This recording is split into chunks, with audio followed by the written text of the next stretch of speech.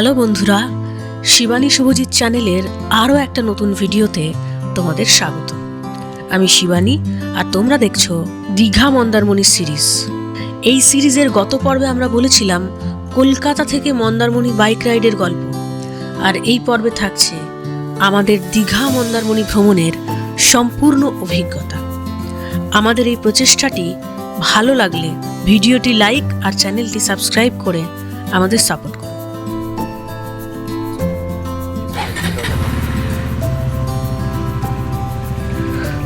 নতুন একটা সামুদ্রিক রৌদ্রোজ্জ্বল স্নিগ্ধ সকাল।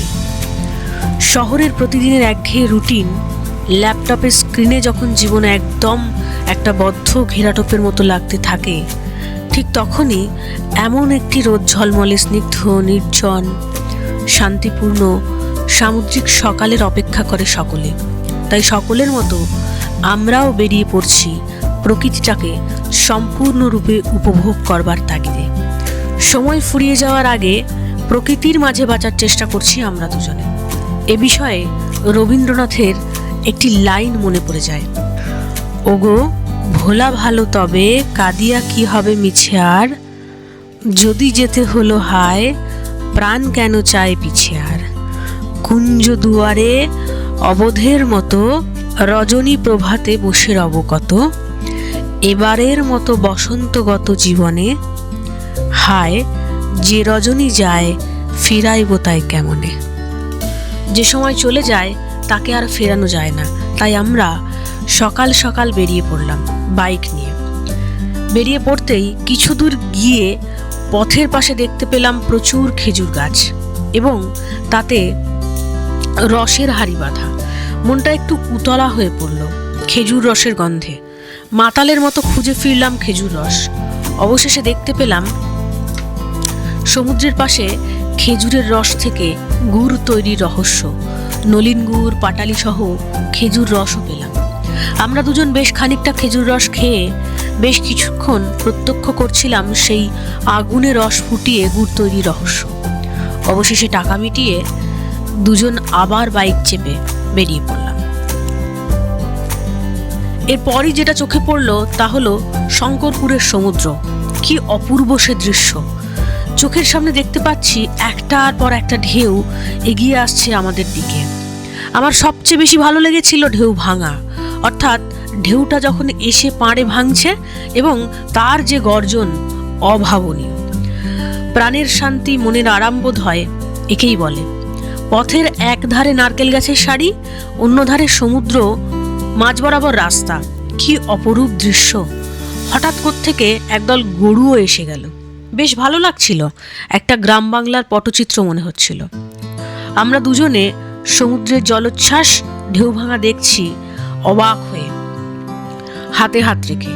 আর মনে পড়ছে মৌসুমী ভৌমিকের সেই গান, আমি শুনেছি সেদিন তুমি সাগরের ঢেউয়ে চেপে নীল জল দিগন্ত ছুঁয়ে এসেছ।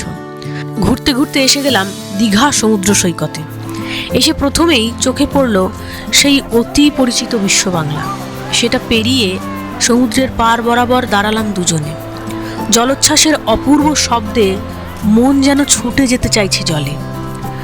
ঝর্ণা তোমার স্ফটিক জলের স্বচ্ছ ধারা, তাহারই মাঝারে দেখে আপনারে সূর্য তারা। এই দুটি লাইন তখন আমার মনে হচ্ছিল। এরপর আমরা জগন্নাথ মন্দির দর্শনে বেরিয়ে পড়লাম। আজ থেকে কয়েক হাজার বছর আগে মালবরাজ ইন্দ্রদুম্ন স্বপ্নে আদেশ পেয়েছিলেন ভগবান বিষ্ণুর এক অনন্য রূপকে প্রতিষ্ঠা করার। সমুদ্রের নীল জলরাশি বেয়ে ভেসে আসা সেই অলৌকিক কাষ্ঠখণ্ড, যার নাম দারুবৃক্ষ, এই মূর্তি গড়বার জন্য স্বয়ং বিশ্বকর্মা এগিয়ে এলেন। শর্ত রাখলেন 21 দিন বন্ধ ঘরের দরজা খোলা যাবে না। কিন্তু উৎকণ্ঠায় রাজা যখন দরজা খুললেন, দেখলেন শিল্পী অন্তর্হিত, আর পড়ে আছে 3 অসমাপ্ত বিগ্রহ। সেই অধরা রূপী আজ কলিযুগের পরম আশ্রয় জগৎপতি জগন্নাথ। পুরীর সেই পবিত্র চাকা আজ যেন গড়িয়ে এসেছে বাংলার উপকূলে। জগন্নাথ দেবের এই মহিমা আর সমুদ্রের গর্জন, এই দুইয়ের এক অপূর্ব মিলনস্থল হলো আমাদের প্রিয় সৈকত শহর দীঘা। কুড়ির আদলে ঠিক সেই গাম্ভীর্য আর কারুকার্য নিয়ে দীঘার বুকে মাথা তুলে দাঁড়িয়েছে আমাদের নতুন জগন্নাথ মন্দির। মন্দারমণিতে এবার আমরা ছিলাম সিলভার স্যান্ড ইকো রিসর্টে। রিসর্টের রুমস আর সার্ভিসকে আমি 3.5 স্টার রেটিং দেব। রিসর্টের যে জিনিসটা আমার সবচেয়ে ভালো লেগেছে তা হচ্ছে এটির লোকেশন, এক কথায় অনবদ্য, একদম সমুদ্রের কাছে। কিন্তু ফুড কোয়ালিটি আর সার্ভিস এই দুটোই একটু বেটার করা যেতে পারে। রিসর্টের গেটের সামনে থেকে পা বাড়ালেই বিচ। আমরা যখন খুশি বিচে চলে যাচ্ছিলাম। আর তারপরে কি করলাম শিবানীর থেকেই শুনুন।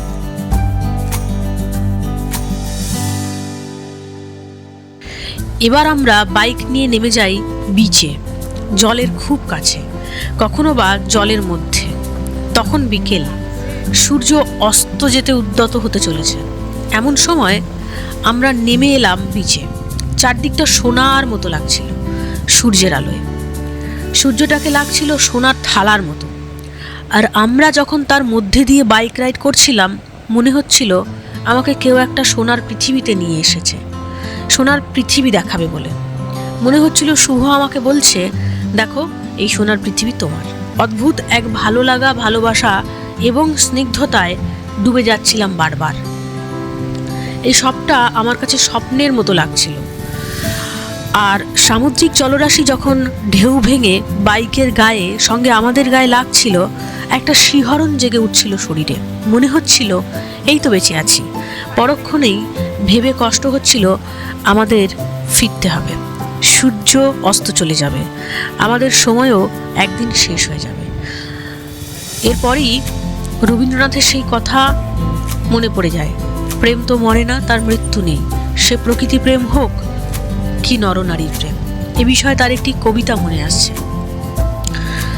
তোমারে ছাড়িয়া যেতে হবে রাত্রি যবে, উঠিবে উন্মনা হয়ে প্রভাতের রথচক্র রবে। হায় রে বাসর ঘর, বিরাট বাহির সেজে বিচ্ছেদের দস্যু ভয়ঙ্কর।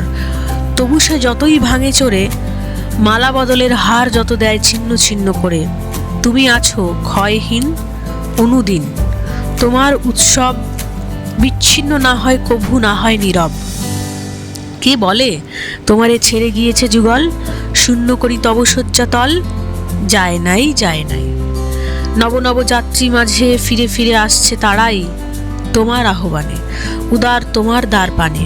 হে বাসর ঘর, বিশ্বে প্রেম ও মৃত্যুহীন, তুমিও অমর।